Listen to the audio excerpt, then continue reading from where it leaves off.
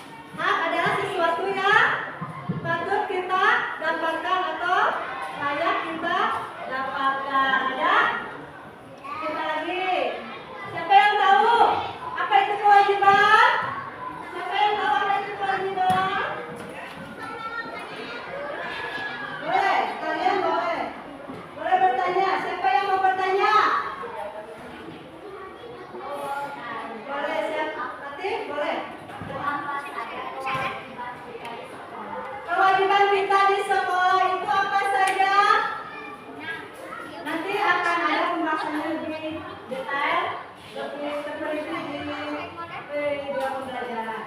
Nah, sekarang kita contohnya dikit aja ya. Kewajiban kita di sekolah apa saja? Kewajiban kita di sekolah itu menghormati guru, menghormati kepala sekolah, menyayangi teman, menjaga lingkungan sekolah, terus apa lagi, belajar dengan sungguh-sungguh. Nah, itu merupakan kewajiban kalian. Terus apa lagi? Siapa lagi yang mau bertanya? Oke, boleh. Siapa? Apa saja hak kita di sekolah? Hak kita di sekolah adalah apa? Mendapat bimbingan dari guru, mendapat lagi apa? Perlindungan dari guru. Apa itu perlindungan dari guru? Kalau misalnya ada teman yang misalnya ada teman yang ngejek, guru teh langsung tidak boleh mengejek, dilindungi ya, tidak boleh sampai bertengkar. Kalian boleh apa lagi? Kalau dari hak kalian itu apa saja lagi? Ada yang tahu? Hak mendapatkan fasilitas yang baik, belajar dengan nyaman, itu juga hak kalian. Kalian harus memiliki ruang yang nyaman, yang bersih, udara yang bersih, itu juga merupakan hak kalian. Nanti kita harus menyepakati juga ini. Sebelum pembelajaran itu kita harus menyepakati, kita belajar harus dengan baik, memperhatikan dulu ketika apalagi ketika menjalankan pelajaran, jangan ngobrol ketika belajar, itu kesepakatan kelas. Sekarang lihat pembelajaran hari ini belajar hak dan kewajibanku di sekolah. Ini ada capaian pembelajaran. Pembelajaran itu kegiatan kita ya, waktu belajar.